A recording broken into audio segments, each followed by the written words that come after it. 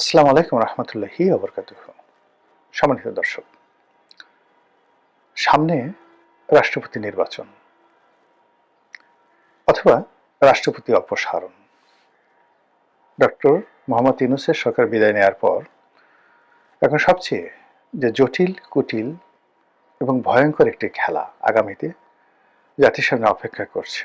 যদি সেটা শান্তিপূর্ণভাবে হয় আলহামদুলিল্লাহ, আর যদি এই রাজনীতির যে শতরঞ্চি বা রাজনীতির যে খেলাধুলা, সেই খেলাতে ১৯-২০ হয়, হেরফের হয়, সর্বনাশ হয়ে যাবে, মারাত্মক সর্বনাশ হয়ে যাবে।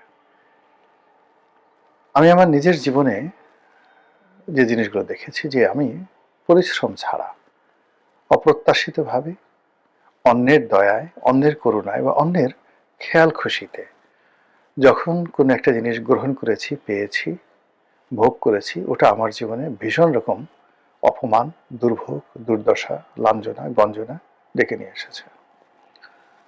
আমি যখন আমার নিজের পরিশ্রমলব্ধ কোনো কাজ করেছি, বা আমার একটা সার্কেল আছে, জীবনের একটা রোড ম্যাপ আছে, যেটা পরিণত বয়সে প্রতিটা মানুষ বুঝতে পারে যে তার পক্ষে কোন কাজটি করা শোভনীয়, কোন কাজটি করা অশোভনীয়। চোর কখনো রাতারাতি যদি ভালো কাজ করতে যায় ধরা খাবে। ও চুরির মধ্যেই হয়তো ওর জীবনের একটা সার্কেল রেখে দেওয়া হয়েছে। ও হঠাৎ অলি আল্লাহ হতে চাইলে, মসজিদ থেকে নামাজ পড়তে চাইলে, ওই দিন সে জুতা চুরি করে না, কিন্তু লোকজন তাকে জুতো চুরির জন্য মারধর করবে। আবার কোন একজন অলি আল্লাহ, গাউস কুতুব, পীর মাশায়েখ, সে হয়তো একদিনের জন্য যে কোনো একটা লাউ চুরি করে বসলো, সে এমন শাস্তি পাবে যেটা কল্পনা করার মতো নয়। যে মানুষ দাতা, অন্যকে দেয়, সে মানুষ যদি কোনো কারণে অন্যের একটা জিনিসের প্রতি লোভ হলো, যে ইস, এই লোকটা যদি আমাকে সেটা দিত, এবং সেই লোকটা তাকে সেটা দিল, সে চেয়ে নিল বা চাইলো না, এমনি দিল, দেখবেন যে তার সেই দাতা যে গুণাবলীটা, সেটা আল্লাহ উঠিয়ে নিয়ে যাবেন। সে আর দাতা থাকতে পারবে না, গহিদা হয়ে যাবে।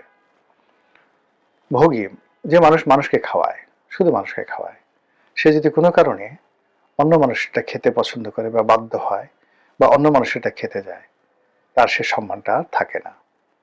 তো আমার এই নিজের জীবন দিয়ে আমি এটা জিনিস বললাম, যে আমার জীবনে সব ক্ষেত্রেই পরিশ্রম, সম্মান, মর্যাদা, যা কিছু যতটুকু আমার অর্জন, প্রত্যেকটার পিছনে আল্লাহর দয়া, করুণার সঙ্গে সঙ্গে আমাকে আল্লাহ মেহনত করার সুযোগ দিয়েছেন।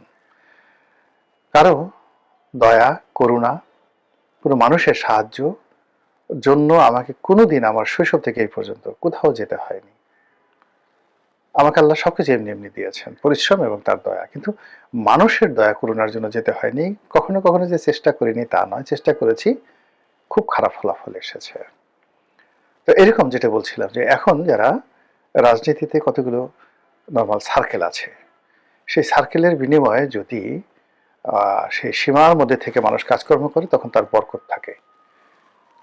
শেখ হাসিনার বরকত ছিল, বঙ্গবন্ধুর বরকত ছিল, যতদিন পর্যন্ত তারা নিজেদের মেহনতের ফসল ভোগ করেছেন। কিন্তু যেই মুহূর্তে নিজেদের মেহনতের বাইরে গিয়ে তারা আমলাদের, কামলাদের, বিভিন্ন মানুষের কুবুদ্ধি, অন্যকে ঠকানোর এবং অন্যকে বঞ্চিত করার যে দুরভিসন্ধি, এই জিনিসগুলোর উপর তারা ভর করেছেন, অমনি তাদের যে প্রাপ্য সম্মান, মর্যাদা, সেটা আল্লাহ তাদের কাছ থেকে উঠিয়ে নিয়ে গেছেন। যে দেশ বঙ্গবন্ধু স্বাধীন করেছেন, মহান মুক্তিযুদ্ধে যে আওয়ামী লীগ নেতৃত্ব দিয়েছে, তাদের লোকজন আজকে দেশ ছাড়া। এর চেয়ে অপমান, এর চেয়ে কষ্ট, এর চেয়ে ক্ষুধাই গজব আর হতে পারে না। যারা দেশের প্রয়োজনে, নিজের প্রয়োজনে বিদেশে থাকেন, তাদের কথা আলাদা। কিন্তু দেশ থেকে যারা পালিয়ে অপমান থেকে বাঁচার জন্য, মামলা মোকদ্দমা থেকে বাঁচার জন্য বিদেশে রাস্তায় রাস্তায় ঘুরে বেড়ান, ওই দেশের শিয়াল কুকুরের চাইতেও তাদের যে মানে করুণ দশা অনেক অনেক নিন্দনীয়। তো যেটা বলছিলাম, যে এই যে একটা নির্বাচন হয়ে গেল, আমি কিচ্ছু বলবো না, আল্লাহ সাক্ষী। আর যারা এই নির্বাচনের সঙ্গে জড়িত ছিলেন তারা সাক্ষী। হতে পারেন তারা অলি আল্লাহ, হতে পারেন তারা সাধারণ মানুষ, হতে পারেন তারা অনেক ক্ষমতাধর ব্যক্তি, কিন্তু তারা বুকে হাত দিয়ে জানেন যে এই নির্বাচনটি হলো, এই নির্বাচনের আগে কোথায় কয়টি বৈঠক হয়েছে, এই নির্বাচনের ফলাফল কেমন হবে, কোনটা কি হবে, তারা জানেন। তো কাজেই সেই যে একটা নির্বাচন হলো, আপাত দৃষ্টিতে সব শুনশান, শান্তিপূর্ণ সবকিছু, কিন্তু পর্দার আড়ালে যা কিছু হয়েছে আপনি আমি না দেখলে তো আল্লাহ তো দেখেছেন। এই বাংলাদেশে একজন প্রধান নির্বাচন কমিশনার সিইসি নুরুল হুদা আমার খুব ঘনিষ্ঠজন ছিলেন।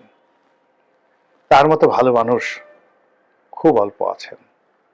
সেই নুরুল হুদা সাহেব তার নিজের ঘরের মধ্যে, উত্তরাতে বাড়ির মধ্যে জুতো পিটা খেয়েছেন, চট থাপ্পড় কিলখুশি খেয়েছেন, জুতোর মালা পরিয়ে লাথি গুঁতো দিয়ে তাকে এখন জেলখানায় ঢোকানো হয়েছে। হাবিবুল আওয়াল আমার ডিপার্টমেন্টের বড় ভাই, ল ডিপার্টমেন্টের, অনেস্ট কাকে বলে, সততা কাকে বলে, 2024 নির্বাচনের জন্য তিনি যেভাবে নিন্দিত হয়েছেন, যেভাবে তিনি নুরুল হুদার ঘটনার পরে মব আতঙ্কে অস্থির হয়ে পড়েছিলেন, পুলিশ ডেকে তারপর তিনি আত্মসমর্পণ করে জেলখানায় ঢুকে এখন প্রাণ বাঁচাচ্ছেন। এইভাবে মানুষের যে হক, সেই হক নষ্ট করলে আপনি সামনে থাকেন, পিছনে থাকেন, দূরে দাঁড়িয়ে দাঁড়িয়ে তামসা দেখেন, ঘ্রাণ শুকেন, মানুষের হক নষ্ট করলে দুনিয়াতেই এটার বিচার হয়ে যায়। কেউ রক্ষা পায়নি। স্বাধীনতার পর থেকে আজ অবধি বঙ্গবন্ধু রক্ষা পেয়েছেন?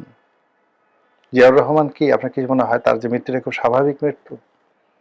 এরশাদের অপমান, এরশাদের ক্ষমতাচ্যুতি, এরশাদের মৃত্যু স্বাভাবিক? রওশন এরশাদের অবস্থা কি? এবং খালেদা জিয়ার অবস্থা কি? তিনি যে কষ্ট করেছেন আপনার কি মনে হয় তিনি শুধু পুণ্যময় কাজ করেছেন, ভালো কাজ করেছেন, আর শেখ হাসিনা তাকে শাস্তি দিয়েছে? আপনার কি তাই মনে হয়? এর মধ্যে কি কোনো প্রকৃতির লীলা খেলা নেই? 17 বছর তারেক রহমান সাহেব দেশের বাইরে কাটিয়ে আসলেন। তিনি যে 17 বছর অপমানজনক একটা জীবনযাপন করেছেন, কিংবা একাগারের সময় তার সঙ্গে যে আচরণ করা হয়েছে, এটা কি আল্লাহর জমিনে এমনি এমনি কোনো ঘটনা ঘটে? বলেন তো। তাহলে আল্লাহ দায়ী হবেন না যে ঠিক আছে তারেক রহমান সাহেব নির্দোষ ছিলেন, ফুলের মতো পবিত্র ছিলেন, তাকে মিলিটারি নিয়ে মেরেছে, কোমর ভেঙে দিয়েছে, কাজেই আল্লাহ ন্যায় বিচারক নন, আল্লাহ ভুল করেছেন, এই কথা আপনি বলার সঙ্গে সঙ্গে ইমান চলে যাবে।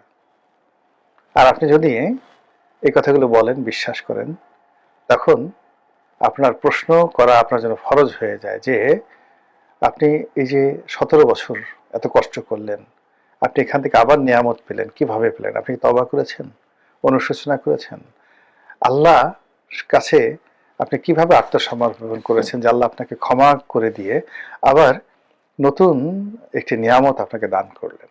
এই প্রশ্ন করা আপনার জন্য ফরজ।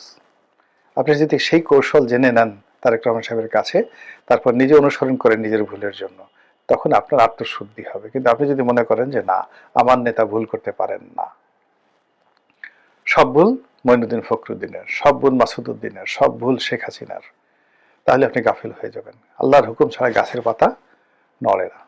তারেক রহমান গেছেন অতীতে আল্লাহর হুকুমে, আবার আসছেন আল্লাহর হুকুমে, এটি আপনাকে বুঝতে হবে। যা বলছিলাম, সামনে রাষ্ট্রপতি নির্বাচন, এই রাষ্ট্রপতি নির্বাচন নিয়ে অনেক খেলা হবে। সেই খেলার আগে বর্তমান রাষ্ট্রপতি কি মেয়াদ পূর্ণ করবেন নাকি চলে যাবেন? দিস ফার্স্ট প্রশ্ন।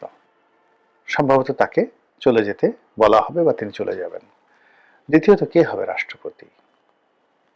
ডক্টর মোহাম্মদ ইউনূস নাকি বিএনপির কোনো কর্তা ব্যক্তি?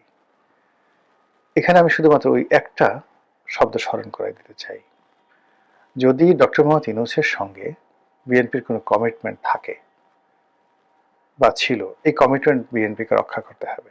যদি বিএনপি সেটা না করে, তাহলে বিএনপির এখান থেকে পতন শুরু হবে। এই জন্য বললাম ভয়ঙ্কর খেলা, বিএনপি যদি কমিটমেন্ট না রাখে। এক, আবার ধরেন ডক্টর মোহাম্মদ ইউনূসের সঙ্গে তার কোনো কমিটমেন্ট ছিল না, তার দলের যে লোকজন রয়েছেন তাদের হক নষ্ট করে তারা যদি একটা ভাব দেখানোর জন্য ডক্টর মোহাম্মদ ইউনূসকে রাষ্ট্রপতি করেন, এটাও তাদের জন্য একটা ভয়ঙ্কর খেলা হবে। 3 নম্বর হলো যে হানা ভোট, সংবিধান সংশোধন এবং জুলাই সনদ, এগুলোতে যেই বিষয়গুলোতে তারা নোট অফ ডিসেন্ট দিয়েছেন, সেইগুলো ছাড়া যেগুলোতে অ্যাগ্রি করেছেন, সেই অ্যাগ্রির বিষয়গুলো তাদেরকে অক্ষরে অক্ষরে পালন করতে হবে। এটা নিয়ে যদি রাজপথ উত্তপ্ত হয়, লক্ষ লক্ষ মানুষ রাস্তায় নেমে আসবে, ইনক্লুডিং আওয়ামী লীগ। এই সুযোগে সামাল দিতে পারবে না তারেক রহমান সাহেব, ফলে তাদেরকে কমিটমেন্ট রক্ষা করতে হবে। এখন সেই হানা ভোট নিয়ে, উচ্চ কক্ষ নিয়ে, সংবিধান সংশোধন নিয়ে অনেকেই উল্টো উল্টা কথাবার্তা বলছেন। এটা ঠিক হচ্ছে না, এই কথাগুলো তাদের আগে বলা উচিত ছিল।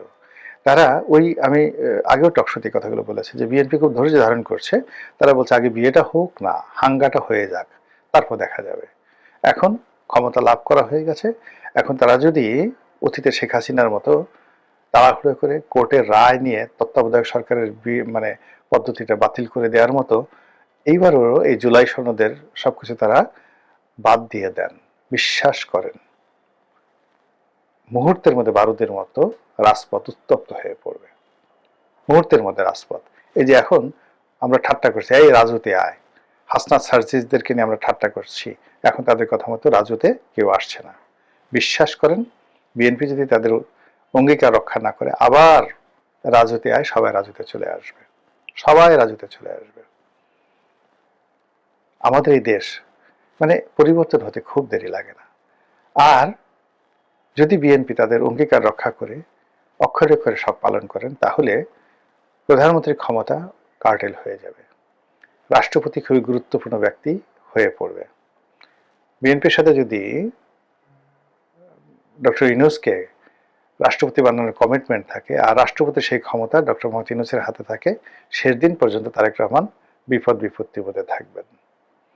আবার যদি কমিটমেন্ট বন্ধ করে তিনি যদি তার নিজের পছন্দের মতো লোককে, তার স্ত্রীকে রাষ্ট্রপতি বানান এই জুলাই সনদের অধীনে, তাহলে ওই যে কমিটমেন্ট রক্ষা না করার কারণে ক্ষুধার গজব তার চারিদিকে ঘুরতে থাকবে।